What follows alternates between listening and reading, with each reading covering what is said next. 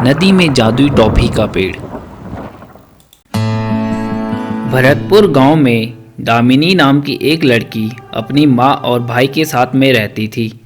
दामिनी की माँ रुक्मणी की तबीयत बहुत ही खराब रहा करती थी और उनके घर की आर्थिक स्थिति भी बहुत ही खराब थी। दामिनी और उसका भाई बहुत ही छोटे थे।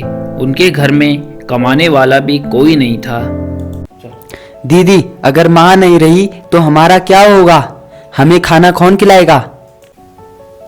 भाई, माँ को कुछ नहीं होगा तो रो मत। फिर कुछ दिनों बाद रुक्मणी की तबीयत बहुत ही बिगड़ जाती है। भाई, तू जाकर डॉक्टर को बुला कर ला, मैं माँ को देखती हूँ। ठीक है दीदी। फिर उसका भाई डॉक्टर को लेने के लिए निकल जाता है, लेकिन उस दिन बहुत तेज बारिश हो रही थी। दामिनी का छोटा भाई जैसे तैसे डॉक्टर के घर में पहुंच जाता है। डॉक्टर अंकल, मेरी माँ बहुत बीमार है, आप मेरे साथ मेरे घर चलिए। बेटा, बाहर बहुत तूफान है, मैं नहीं आ सकता। प्लीज डॉक्टर अंकल, प्लीज, मेरी माँ बहुत बीमार है। हटो हटो, ये क्या बदतमीजी है, निकलो यहाँ से। यह कहकर डॉक्टर उसे घर से बाहर निकाल देता है। घर जाकर मैं दीदी को क्या कहूँगा कि उसका भाई एक डॉक्टर को भी नहीं ला पाया। पास में ही एक नदी होती है। मैं घर क्या मुंह लेकर जाऊं? मैं इसी नदी में डूबकर अपनी जान दे दूंगा। फिर वह नदी की तरफ बढ़ता है। वहाँ तेज तूफान होता है और तभी वहाँ एक आवाज आती है। मेरी मदद करो, मुझे इस चिराग से निकालो।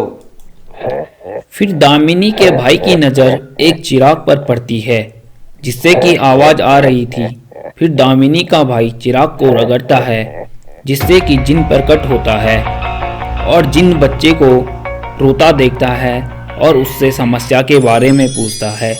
फिर दामिनी का भाई उसे सारी बातें बता देता है।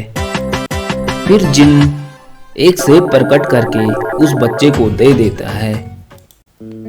ये सेब खाकर तुम्हारी माँ स्वस्थ हो जाएगी और मैं तुम्हें एक जादुई टॉफी का पेड़ देता हूँ जो कि केवल तुम्हें ही टॉफियाँ देगा। अगर किसी और ने इस पेड़ पर छेड़ा तो ये पेड़ गायब हो जाएगा और आसमान में चले जाएगा और यह पेड़ केवल तुम्हारे कहने पर ही नीचे आएगा। यह कहकर जिन्न वहाँ से गायब हो जाता है। फिर दामिनी का भाई घर आ जाता है और अपनी माँ को सेब खिलाता है। उसकी माँ बिल्कुल स्वस्थ हो जाती है। फिर दामिनी का भाई अपनी बहन को ये सब बातें बता देता है। फिर वह बहुत खुश हो जाते हैं। फिर अगली सुबह दामिनी अपने भाई के साथ में पेड़ देखने जाती है। दीदी, इसी जगह में मुझे जिन मिला और ये टॉफियां वाला जादुई पेड़ अब हमारा हो गया। दामिनी बहुत खुश हो जाती है। फिर दामिनी का भाई रोज पेड़ से टॉफियां निकालकर मार्केट में बेच आता और पैसा कमाता। इस तरह दामिनी के घर की आर्थिक स्थिति सुधर जाती है। उन्होंने एक नया मकान बना लिया और गाड़ियां भी ले ली। फिर गांव वाले, ये अचानक रुक्मणी ने मकान बना लिया, गाड़ी भी खरीद ली, आखिर इतना पैसा कहाँ से आया इसके पास? यह सब बात गांव में एक आदमी सुन लेता है जो कि बहुत ही चालाक था। फिर वह अगली सुबह दामिनी के भाई के पीछे पीछे जाकर उससे टॉफियां निकालते देख लेता है। फिर वह सोचता है, अच्छा तो ये जादुई पेड़ टॉफियां देता है, फिर तो मैं भी अमीर बन जाऊंगा।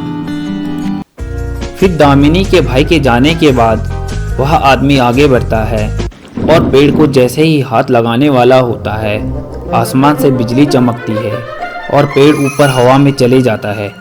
वह आदमी फिर डर के मारे वहां से चले जाता है और पेड़ गायब हो जाता है। फिर दामिनी और उसका भाई नदी के पास में आते हैं और देखते हैं पेड़ वहां पे है ही नहीं। फिर दामिनी, भाई, यहाँ से तो पेड़ गायब हो गया, अब हम क्या करेंगे? दीदी, चिंता की कोई बात नहीं, जिन ने कहा था जैसे ही मैं पेड़ को नीचे बुलाऊंगा ये नीचे आ जाएगा।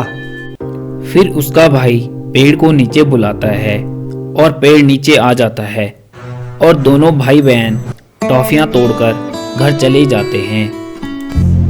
दोस्तों वीडियो अच्छा लगा हो तो चैनल को सब्सक्राइब करना ना भूलें। धन्यवाद दोस्तों।